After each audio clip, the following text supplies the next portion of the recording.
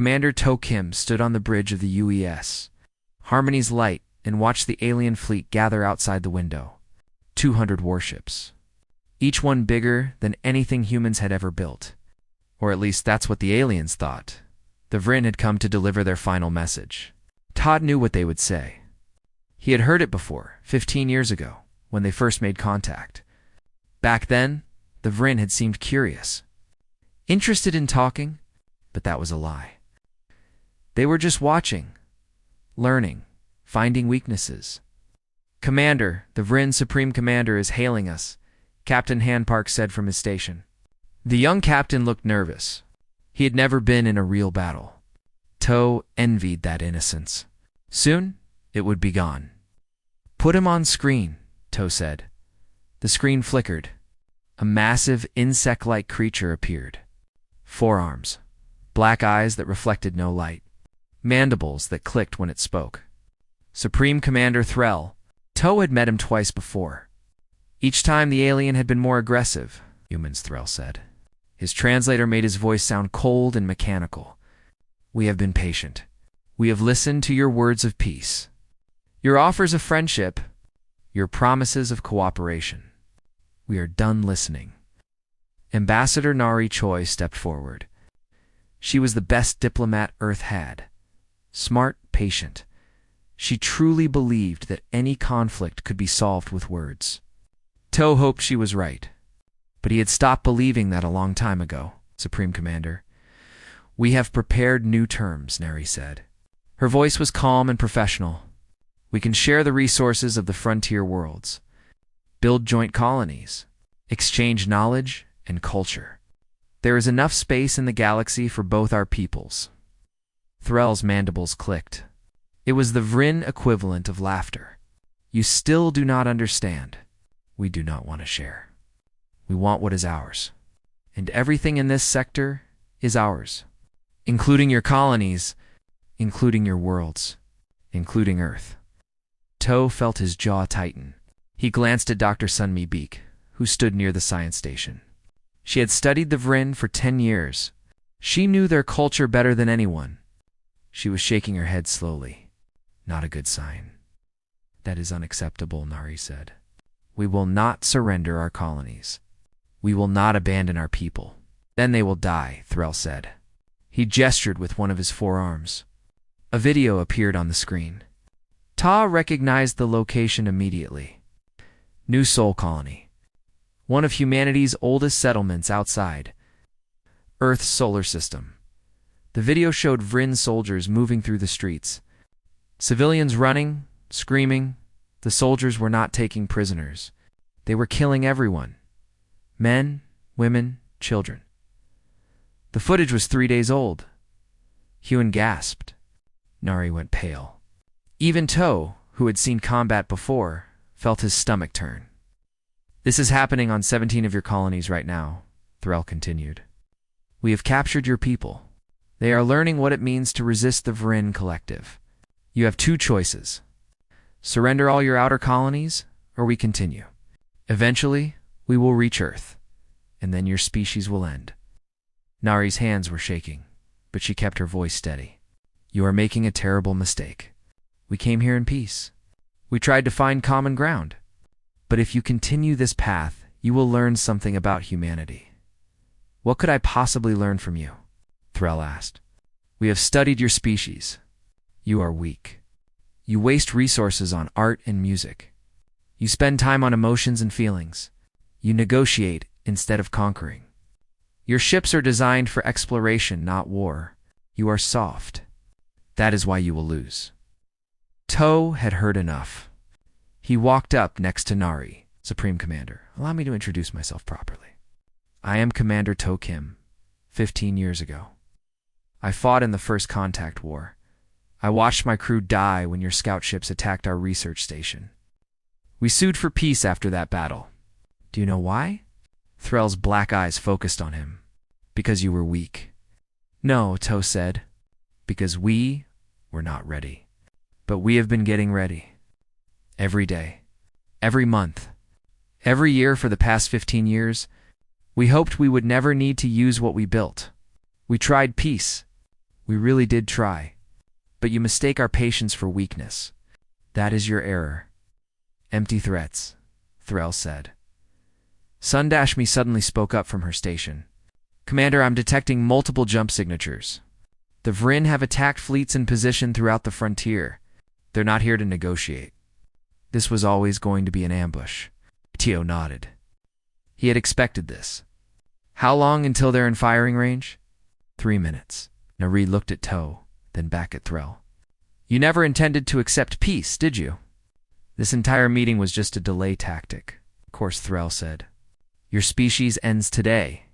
We will take your worlds. We will erase your culture. In 100 years, no one will remember that humans existed. You will be a footnote in Vryn history. A weak species that we crushed. Tow walked to the captain's chair. Hyun, get us out of here. Maximum speed. Now, yes, sir. Hyan's fingers flew across the controls. Nari activated her console. Her fingers moved quickly, entering commands. If you will not listen to reason, then listen to this. She pressed a final button. I am broadcasting a message to all human worlds. Every colony. Every ship. Every station. The message is simple. Protocol Fenrir is now active. Threll's mandibles stopped clicking. What is Protocol Fenrir? Nari smiled, but there was no warmth in it. You wanted to learn about humanity, Supreme Commander? You wanted to see what we really are? You're about to find out. We tried peace. We offered friendship. We extended every courtesy. But you chose war. That is your mistake. Because humans are very, very good at war. The ship shook as Vryn weapons fire began hitting their shields. Alarms blared across the bridge. Shields at 60%, Sunmi called out. Emergency jump in 10 seconds, Hyun said. Tow kept his eyes on Threll. You studied humans, but you only saw what we wanted you to see. You saw our art and music and culture. You saw our peaceful exploration ships. You saw our diplomats talking about cooperation. But you never asked why a species that values peace so much has spent thousands of years perfecting the art of war. You've never wondered why we have so many words for different types of combat. You never questioned why every human child knows the history of every major battle ever fought on our world. You are bluffing, Threll said, but his voice had changed. There was uncertainty now. We will see, Tow said. This is humanity's final message to the Vryn Collective. You wanted war. Now you have it. And you will learn what the other side of humans really looks like. The screen went black as the Harmony's light jumped into faster-than-light travel. Behind them, the Vryn fleet opened fire on empty space. Tow sat in the captain's chair. Around him, his crew was silent. They all knew what came next. Years of preparation. Years of building in secret. Years of hoping they would never need to use what they had created. Those years were over. The war had begun. 3 weeks had passed since. The meeting with the Vryn. 3 weeks since. Nari had broadcast the activation code. 3 weeks since the war began. Admiral Day One's song stood in the command center buried. Deep beneath the Australian desert, around him, hundreds of screens showed the current state of the war. It was not going well. 17 human colonies had fallen, for more were under attack. Millions of humans were now prisoners or worse. The civilian government wanted to surrender. They thought they could save lives by giving the Vryn what they wanted. Admiral Day One knew better. The Vryn did not want surrender. They wanted extinction.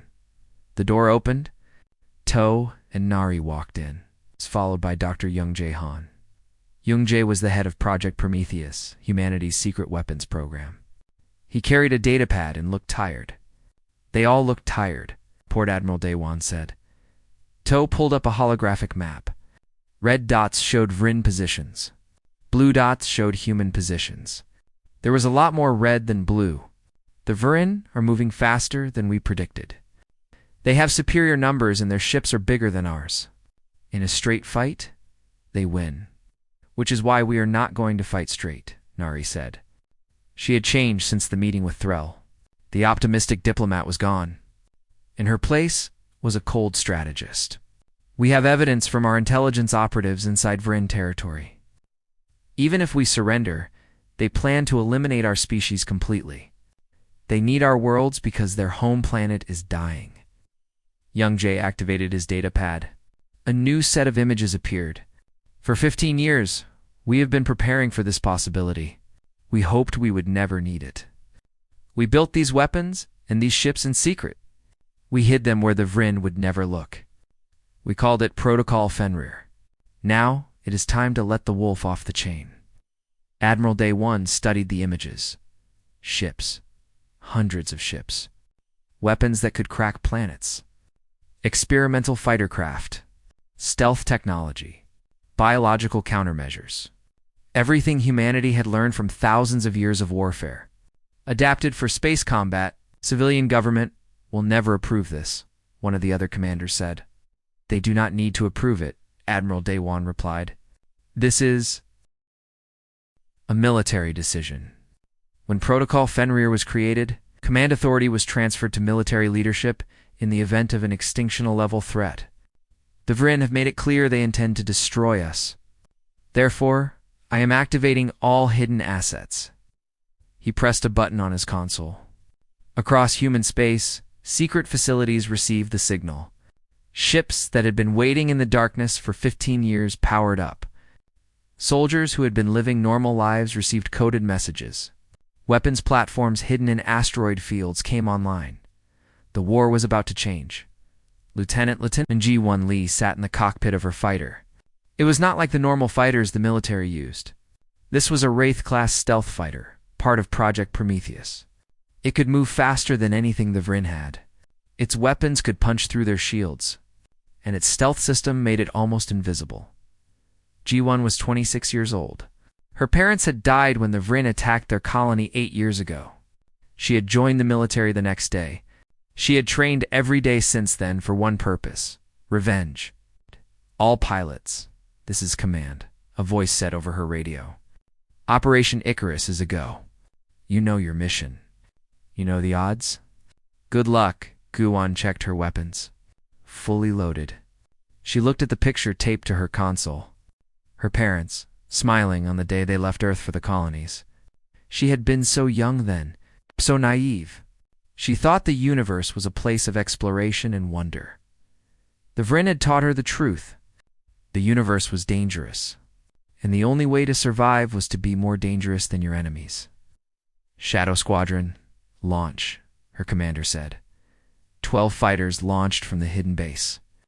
Their mission was simple: infiltrate the Vryn home system, destroy their command and control satellites, and get out alive. No one expected them all to survive. Juan did not care about surviving. She cared about making the Vryn hurt back in the command center. Admiral Day 1 watched the Shadow Fleet move into position. 500 warships. Not as big as the Vryn ships, but faster and smarter. Human ships did not fight like Vryn ships.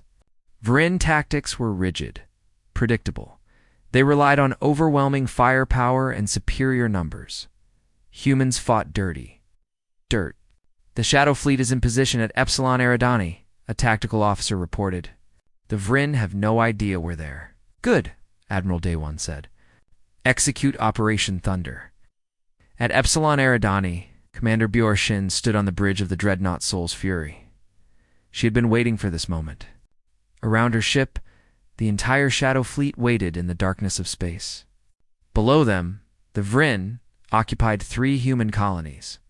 They thought they were safe. They thought humanity was defeated. They were wrong.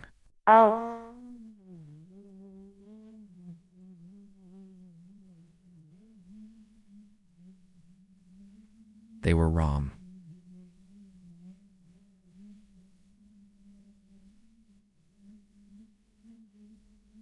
They were target their capital ships first. Show no mercy. They gave us none. The Shadow Fleet dropped out of stealth mode all at once. 200 Vryn ships suddenly found themselves surrounded by 500 human warships. Before they could react, the humans opened fire. Human railguns fired solid projectiles at a fraction of the speed of light. They hit Vryn shields and punched straight through.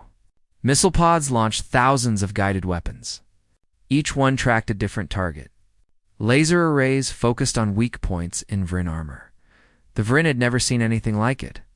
Their ships were designed to fight other Vryn ships. Rigid formations. Predictable patterns. But human ships move like a swarm of insects. They coordinated attacks from multiple angles. They used the Vryn's own ships as cover. They fired from unexpected positions. In the first 5 minutes, 30 Vryn ships were destroyed.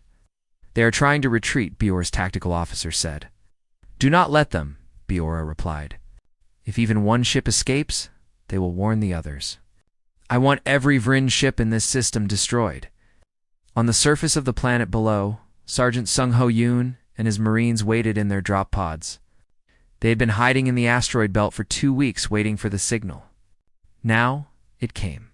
Nightfall Company, we are go for drop, his commander said. Sung Ho checked his weapon one last time. Around him, his squad did the same. They were orbital drop Marines. They fell from space in armored pods, crashed through enemy defenses, and fought in the cities below. It was one of the most dangerous jobs in the military. Sung Ho loved it. Remember the mission? He told his squad. Free the prisoners. Eliminate Vryn military targets. Protect civilians. And make those bugs regret ever coming to human space. His Marines cheered. They were all volunteers. They'd all lost someone to the Vryn. They were not here for glory. They were here for justice. The drop pods launched. 50 pods fell through the atmosphere like meteors. The Vryn anti-aircraft fire tried to stop them. Most of the shots missed. Human drop pods were small, fast, and heavily armored. They were designed to survive this kind of descent. Sung Ho's pod hit the ground at terminal velocity. The impact dampeners absorbed most of the shock, but it still felt like getting hit by a truck. The pod door exploded outward. Sung Ho was moving before the smoke cleared.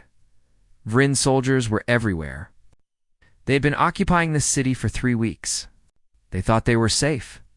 They were not ready for human Marines to literally fall from the sky. Sung Ho's rifle barked. Vryn soldiers fell.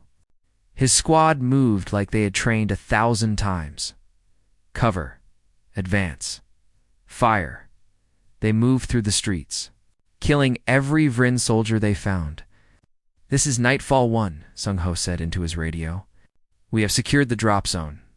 Moving to Objective Alpha. Prisoner camp is 2 kilometers north. Copy that, Nightfall 1, Command replied. Multiple civilian groups are reporting Vryn positions. Sending coordinates now. One of those groups was led by Hae-Won Jung. She had been a teacher before the Vryn came. Now she was a resistance fighter. For 3 weeks, she and her group had been sabotaging Vryn equipment, poisoning their food supplies, stealing their weapons, killing their soldiers in the night. The Vryn thought humans would just surrender. They did not understand. Humans did not surrender. Humans fought back. Always. The Marines are here, one of her fighters said, pointing at the sky. Drop pods were still falling. Hae-Won smiled. Then, let us give them some help. Show them where the Vryn ammunition depot is. I think our friends from space would like to blow it up. In orbit, the battle was turning into a massacre. Vryn ships were burning. Their formations had collapsed. They were trying to retreat, but human ships hunted them down one by one. Bjora watched the tactical display. Status report. 70 Vryn ships destroyed. 50 more? Heavily damaged? We have lost 12 ships. Minimal casualties. Minimal casualties. In any other battle, losing 12 ships would be a disaster. But against a force 3 times their size, it was a miracle. No, not a miracle. It was the result of 15 years of planning. 15 years of preparation.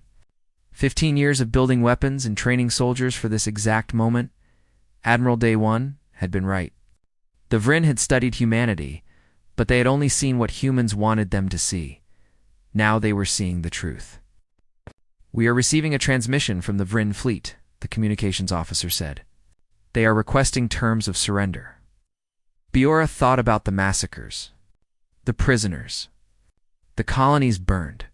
Tell them we do not accept surrenders.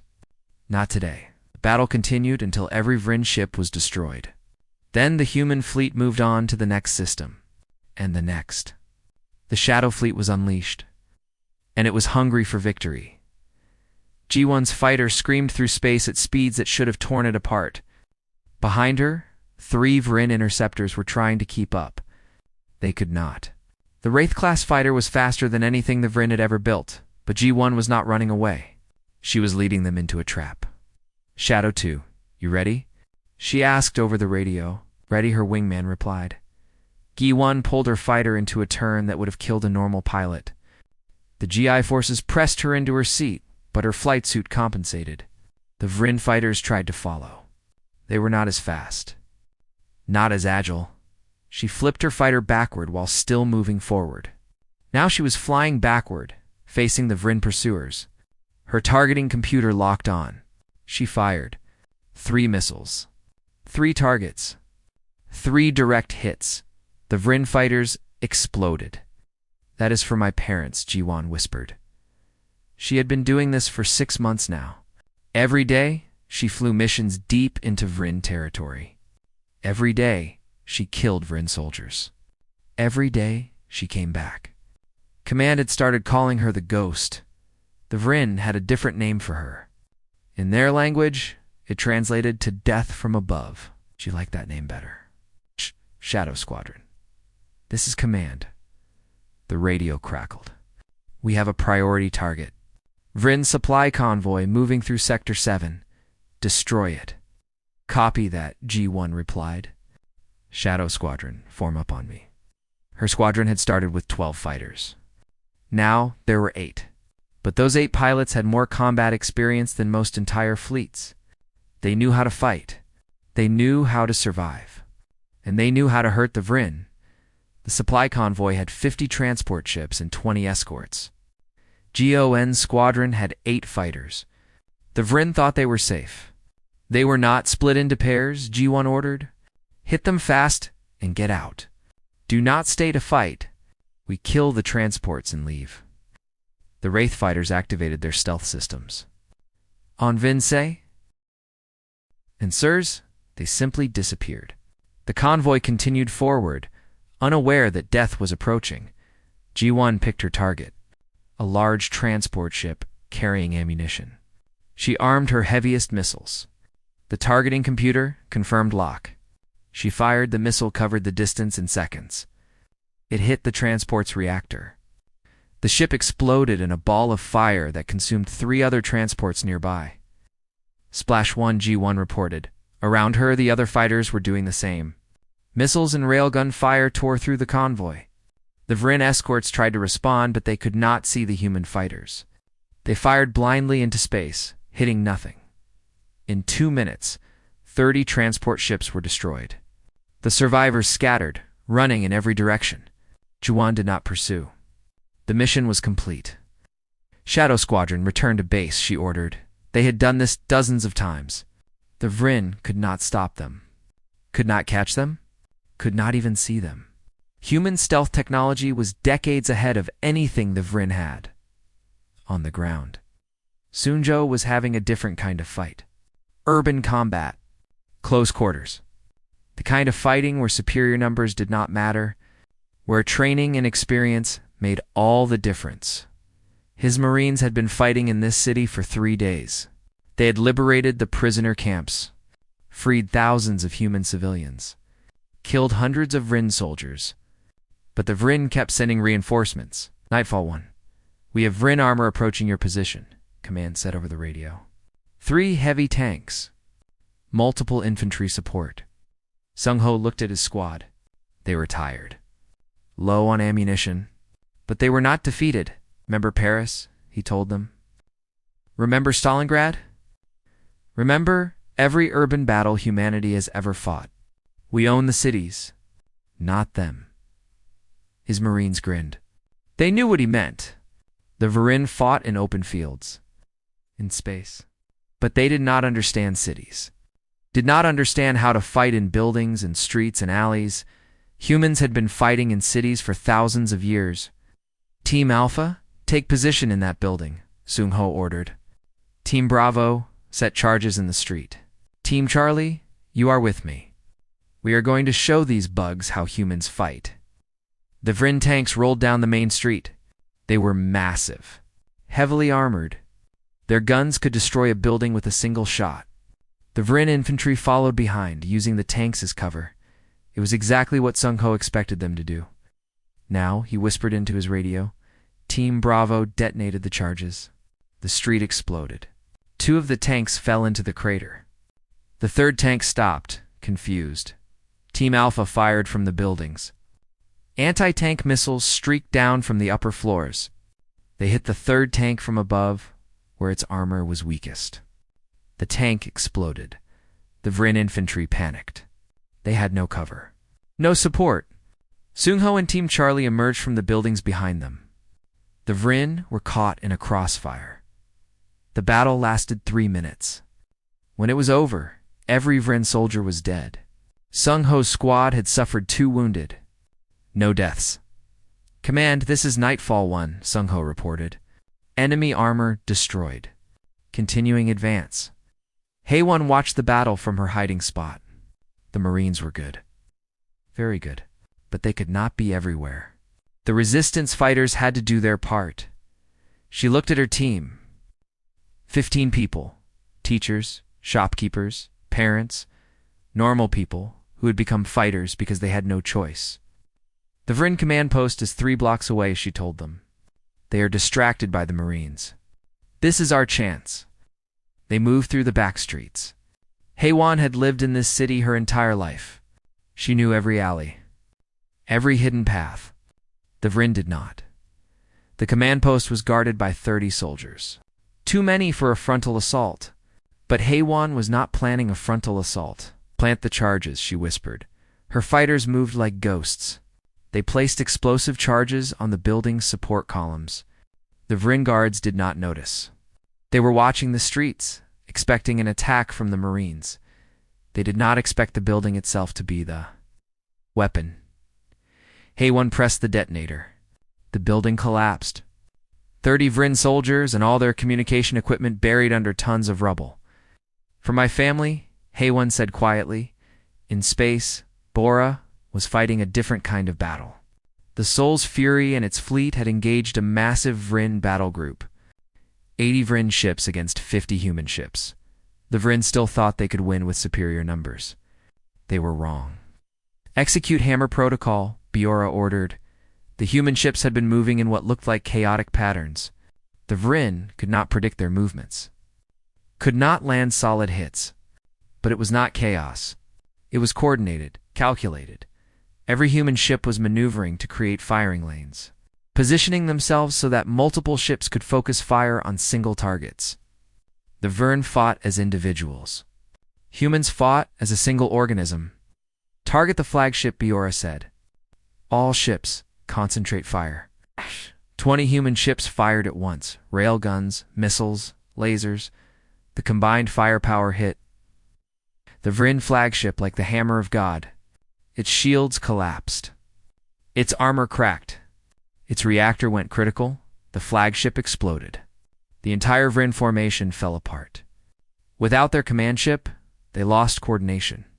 They became confused, disorganized. Human ships moved in for the kill. One by one, Vrin ships were destroyed. The battle that should have been close became a slaughter. Sir, the remaining Vrin ships are retreating, the tactical officer reported. Let them go, Biora said. Make sure they know what happened here. Make sure they report back. Fear is a weapon too. The surviving Vrin ships fled. They would tell their commanders what they had seen, how human ships moved, how human weapons worked, how human tactics were impossible to predict, and that fear would spread. Admiral, Daewon watched the battle reports come in. Victory after victory. The Shadow Fleet had liberated 5 colony worlds, destroyed 300 Vrin ships, killed thousands of Vrin soldiers. Human casualties were minimal. The kill ratio was 40-1. For every human soldier who died, 40 Vrin died, but the war was not over. The Vryn still had their home territories, still had their main fleets, and they were starting to learn. Sir, intelligence reports that the Vryn are changing their tactics, To said. They are abandoning their rigid formations. They are copying some of our maneuvers, Good Admiral Dewan said. It means they are scared. Scared enemies make mistakes. But they still have superior numbers, Nari added. She had been coordinating the overall strategy. For every ship we destroy, they have 3 more. We are winning battles, but we cannot sustain this forever. Admiral Dewan nodded. Then we need to change the game. We need to take the war to them. To their home system, show them that nowhere is safe. Young-Jae pulled up a holographic display. Project Prometheus has one more weapon. We call it the Ragnarok device. It can create artificial singularities, small black holes that last for a few seconds, enough to destroy a planet. The room went silent. Teo stared at the display. That is a planet killer, yes, Young-Jae said. We built it as a last resort. If Earth was about to fall, we could use it to deny the enemy our home world, but it could be used offensively. No, Nari said immediately. We are not becoming genocidal monsters. We are not the Vryn. Then what do you suggest? Admiral Dewan asked. The Vryn will not surrender. They have made that clear. They see this as a war of extinction. Them or us. Nari looked at the battle reports. At the casualty numbers, at the planets still under Vryn control, she had spent her entire career believing in peace, believing that violence was never the answer. But sometimes, the only way to achieve peace was to be willing to fight harder than your enemy. We take the war to their homeworld, she said finally, but we do not destroy it. We show them that we can destroy it. We show them that we hold their fate in our hands. And then we offer them terms. Surrender or die. Admiral Dewan smiled. That is the most military thing I have ever heard you say, Ambassador. I am learning, Nari replied. The Vryn wanted to see the other side of humans, the warrior side. Let us show them. But let us also show them that we are still capable of mercy. If they will accept it, the plan was set. The entire Shadow Fleet would move on the Vryn home system. It was the largest military operation in human history. 500 warships, 50,000 Marines, thousands of fighters, and one message: surrender or face extinction. The Vryn had started this war. Humans were going to finish it. 6 months into the war, and To could not sleep anymore. Every time he closed his eyes, he saw the faces. The Vryn soldiers he had killed. The human soldiers who had died under his command. The civilians caught in the crossfire. 3 million humans dead. 40 million Vryn dead. The numbers did not feel real. They were too big. Too abstract. But To had seen the bodies. He knew each number represented a life, person, someone who would never go home. He stood in the briefing room, staring at the holographic map. The war had turned. Humanity was winning. The Shadow Fleet had taken back all the lost colonies. They had pushed deep into Vryn territory. Now they were at the doorstep of the Vryn inner systems. But winning the war did not feel like victory. Commander, the Special Operations Team is ready, a young officer said. To nodded. Tell them I will be there in 5 minutes. The mission was simple. Infiltrate a Vryn command facility. St. L. Intelligence. Find out why the Vryn had started this war. Admiral Dewan believed that understanding your enemy was the key to defeating them. To had a different theory. Sometimes your enemy was just evil. Sometimes there was no deeper reason. Sometimes people did terrible things because they could. But orders were orders. The infiltration went smoothly. Too smoothly? The Vryn command facility had minimal guards. Most of their military was focused on defending against the Shadow Fleet. They did not expect a small team to walk right into there. Headquarters team moved through the corridors like ghosts. They reached the central computer core. The tech specialist began downloading files. Sir, you need to see this, the specialist said. To looked at the screen. Files, reports, scientific data. And then he saw it. The truth, the Vryn home world was dying. Their sun was expanding. In 50 years, it would consume their planet. The Vryn had been searching for a new home. They had found human space, perfect planets, perfect climate, perfect resources, but those planets were already occupied by humans, so the Vryn had decided to take them by force. They had studied humanity for 15 years, looking for weaknesses, planning the invasion. They had attacked because they were desperate, because it was either conquer or die. Toe felt sick. The Vryn were not evil monsters. They were a desperate species trying to survive, just like humans would have done in the same situation. Download everything, he ordered. Command needs to see this. The extraction was harder than the infiltration. Alarms blared. Vryn soldiers responded. Teo's team fought their way out. 2 of his soldiers died, but they got the data. Back at command, Nari read the reports with growing horror. They are refugees. We have been fighting refugees. Refugees who massacred millions of our people. Admiral Day 1 said coldly. Do not forget what they did. I am not forgetting, Nari replied. But this changes things. They attacked because they were desperate. They thought humans would just surrender and leave. They did not understand that we would fight back. That is not our problem, another commander said. They started this war. They committed atrocities. They need to be punished. Toe spoke up. What if we could end the war without more killing? The Vryn need planets. We have planets. We could negotiate. Negotiate. The commander laughed. After everything they have done? After all the people they killed? Yes, Nari said firmly. That is exactly what we should do. Revenge will not bring back the dead. But peace might prevent more deaths. The room erupted in argument. Half the commanders wanted total victory. Complete destruction of the Vryn. The other half supported Nari's proposal. Offer the Vryn sanctuary in exchange for unconditional surrender. Admiral Day 1 listened to both sides. Then he made his decision. We will prepare 2 options. Option 1, unconditional surrender with terms of integration. Option 2, total annihilation. I want both plans ready within 24 hours. The Vryn will get 1 chance to surrender.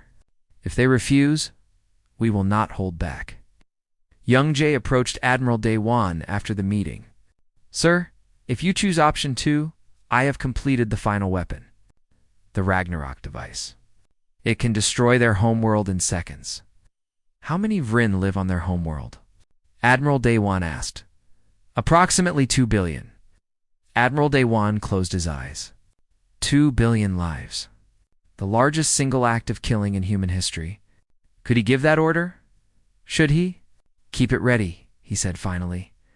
But I hope we never have to use it. While the commanders debated, the war continued. The Vryn had launched one final desperate attack.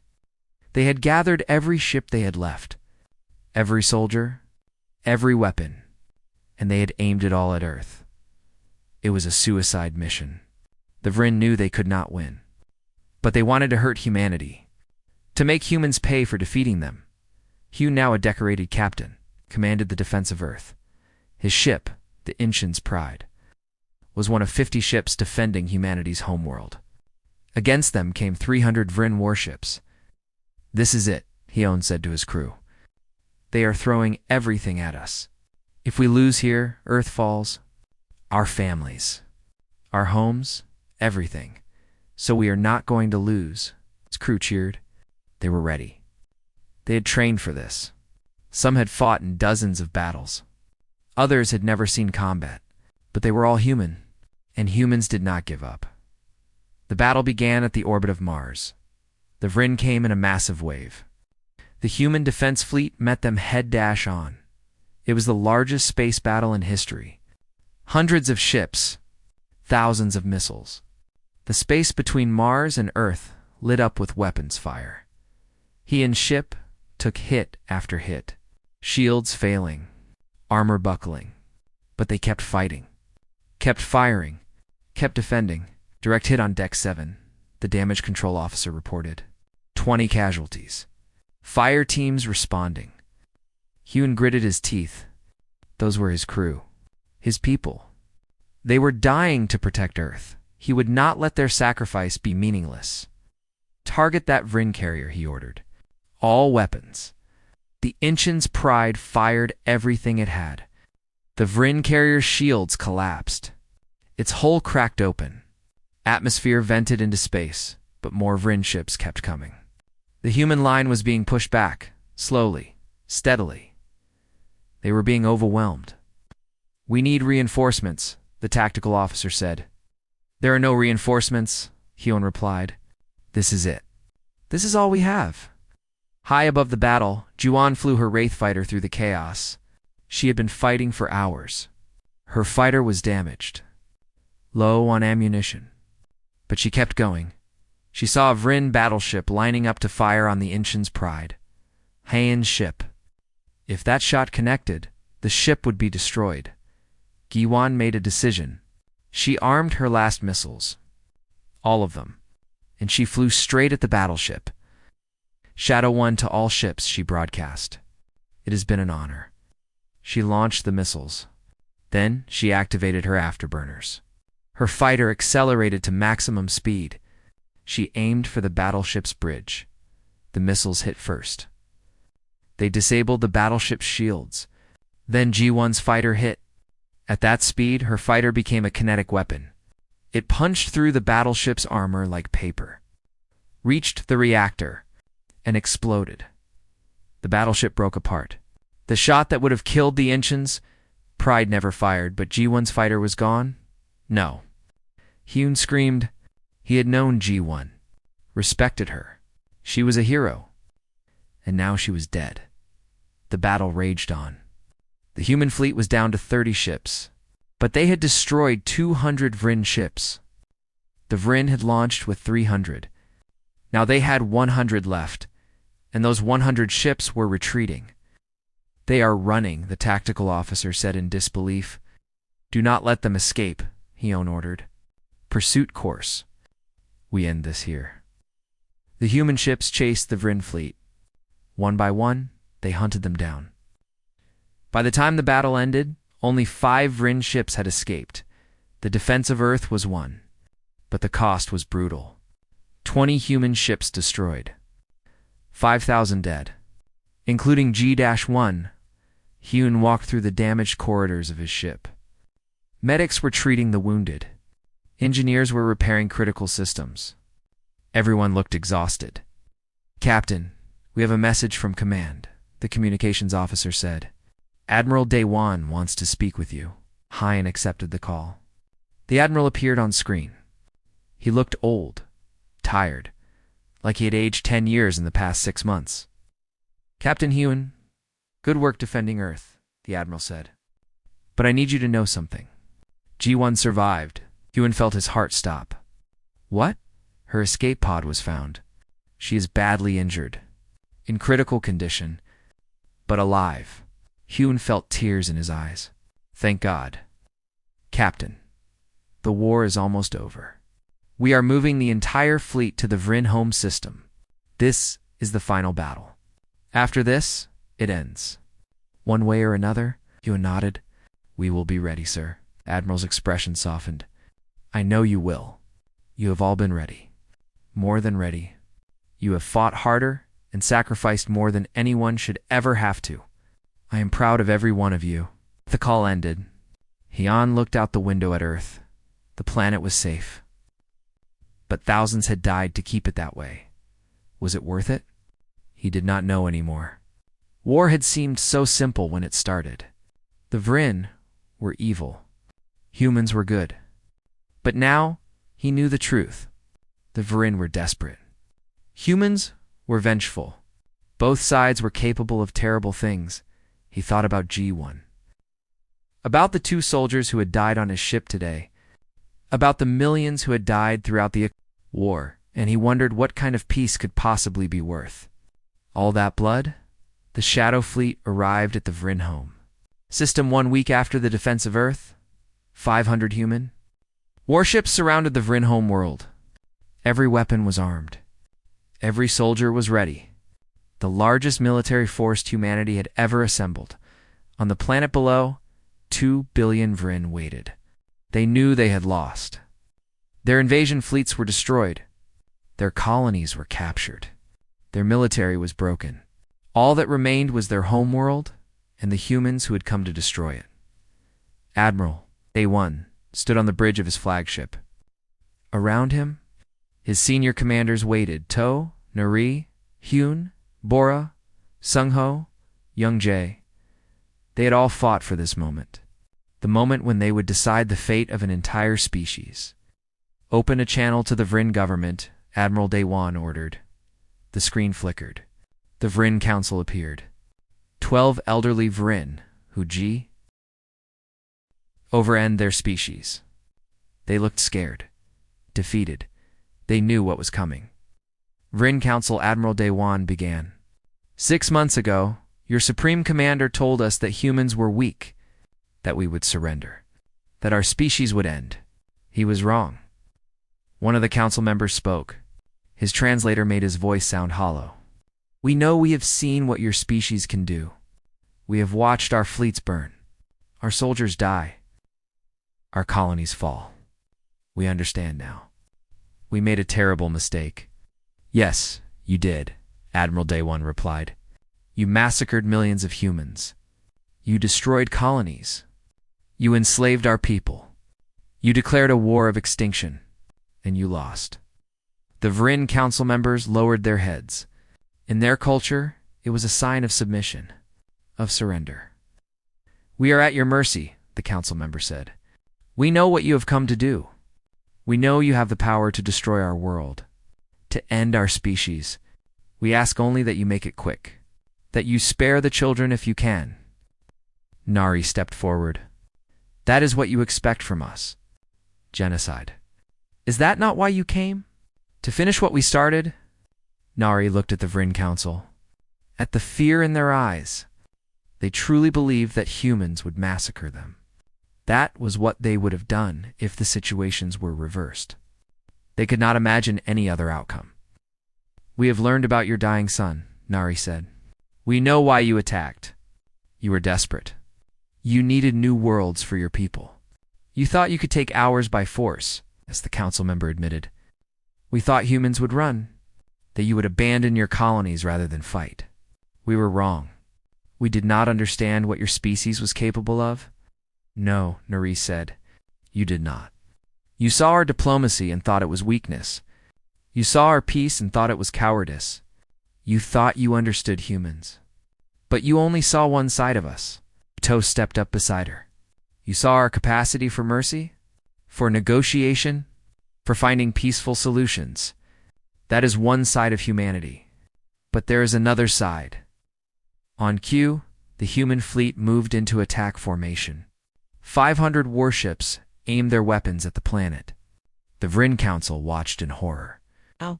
This is the other side, To continued. The side that does not run from a fight. The side that turns peaceful exploration ships into warships in a matter of weeks. The side that has spent thousands of years perfecting the art of warfare. The side that never ever gives up. Youngjae activated a hologram. The Ragnarok device appeared above the council table. This weapon can destroy your planet. It can create a singularity that will consume your world in seconds. Every Vrin, every city, every piece of your history, gone. We have the power to do this. Right now, the Vrin council members began to shake. Some were crying. They knew they were looking at their own extinction. But here's what you need to understand about humans, Nari said softly. We are capable of terrible violence. We can destroy. We can kill. We can wage war better than almost any species in the galaxy. But that is not what defines us.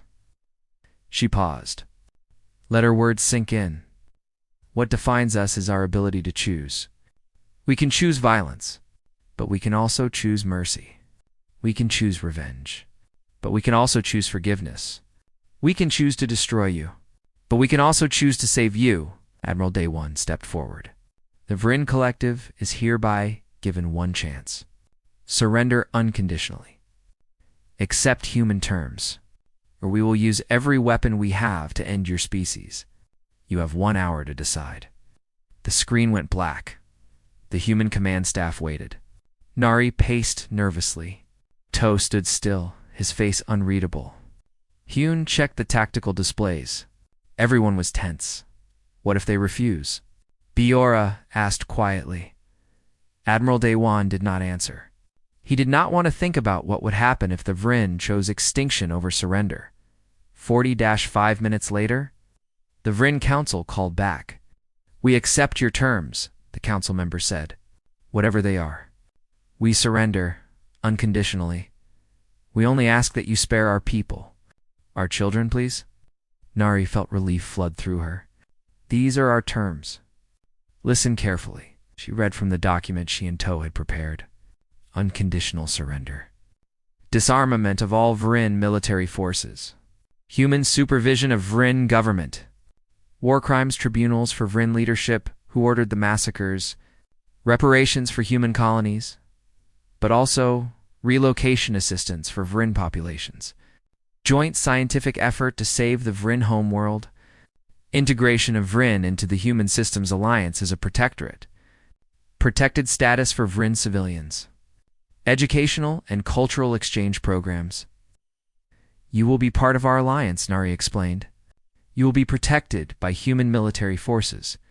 You will have representation in our government. You will have rights. But you will also have responsibilities. You will help rebuild the colonies you destroyed. You will work with us to prevent future wars. And you will learn about humanity. The real humanity. Not the version you imagined." The Vrin Council listened in stunned silence. They had expected death. Instead, they were being offered life. A chance to survive. To rebuild? Why? The council member finally asked. "After everything we did, why show us mercy?" Toe answered. "Because we are human. We tried peace first. You forced us to show you our warrior side. We did. We won. But now, we are showing you the rest of who we are. We are not monsters. We do not kill when we do not have to. We do not commit genocide just because we can. We believe in giving second chances, even to enemies who do not deserve them. But there will be justice," Admiral Daewon added. "The leaders who ordered the massacres will face trial. The soldiers who committed atrocities will be punished. But the innocent will be spared. The children will be protected. That is the human way." Supreme Commander Threll, who had started the war, was watching the broadcast. He heard the terms. He heard the mercy being offered, and he could not accept it. In the Vrin culture, defeat was the ultimate shame. To surrender to an enemy was unthinkable. To accept mercy from those you had tried to destroy was worse than death. He walked to his private chambers, activated a ceremonial blade, and performed the ritual suicide reserved for disgraced commanders. His final message, simple. I was wrong about humans. They are not weak. They are the strongest species I have ever encountered, because they can choose mercy when others would choose revenge. I do not deserve such mercy, but my people do. The new Vrin leadership that emerged was different. Younger Vrin, who had never wanted the war, who had argued against the invasion, who had been ignored by the old guard, they worked with Nari to implement the surrender terms. Human ships began evacuating Vrin from their dying world to new colonies. Human scientists started working on ways to save the Vrin sun. Human teachers began cultural exchange programs. It was not easy. Many humans wanted revenge. Many Vrin could not accept being under human authority. There were protests, incidents, violence, but slowly, over months and years, it got better. Toe retired from military service. He had fought in too many battles, killed too many enemies. He needed peace. He moved to a quiet colony world, spent his days teaching history to young people, both human and Vrin. He often had nightmares, but they faded with time. Nari became the first human Vine integration commissioner. She worked tirelessly to build bridges between the two species, to help Vrin understand humans, to help humans forgive VRYNN, It was the hardest work she had ever done. But also the most important. Hyun was promoted to admiral. He took over command of the Joint Human-Vrin Defense Force. His mission was to make sure that what happened in the war never happened again, that both species would be protected from external threats. He took the job seriously. G1 survived her injuries, but she could never fly again. The damage to her body was too severe. Instead, she became a flight instructor. She taught both human and Vrin pilots. She was strict, demanding, but fair. Some of her best students were Vrin. Song-ho led the reconstruction efforts on the colonies that had been destroyed. His Marines became builders instead of fighters. They helped Vrin and human civilians work together to rebuild what the war had destroyed. It was slower work than war, but more satisfying. Bjor commanded the Soul's Fury on patrol missions, making sure the peace held, making sure no new threats emerged. She had seen enough war for a lifetime. She was happy to keep the peace instead. 5 years after the war ended, a memorial station was built, orbiting Nova Terra, the first colony the Vrin had attacked, the place where the war truly began. The memorial listed every name, human and Vrin, soldiers and civilians. Everyone who had died in the war, 3 million humans, 40 million Vrin, 43 million lives lost to violence and fear and misunderstanding. Nari gave the dedication speech. Humans and Vrin attended. Soldiers who had fought each other stood side by side. Families of the dead came to mourn together. We tried peace, Nari said to the crowd. The Vrin rejected it. So we showed them the other side of humanity. Our capacity for war, our ability to fight, our refusal to surrender. We won. We could have destroyed them. We had the power. We had the right. We had the justification. She paused, looked at the memorial wall, at all the names, but we made a different choice. We chose to show them the true other side of humanity, not just our warrior nature, but our capacity for forgiveness, for mercy, for building peace, even a feeder war. We chose to prove that we are not defined by our ability to destroy, but by our choice not to when we do not have to. A young Vrin child walked up to the memorial. He placed a flower at the base of a human soldier's name. His parent had been killed by that soldier. But the war was over now. The child had been taught that the soldier was not evil, just doing what he thought was right. A young human girl did the same at a Vrin civilian's name. Her father had been killed in the invasion, but she had learned that not all Vrin were responsible, that many had opposed the war. The two children looked at each other. Then shyly they smiled. Nari watched them. That was the future.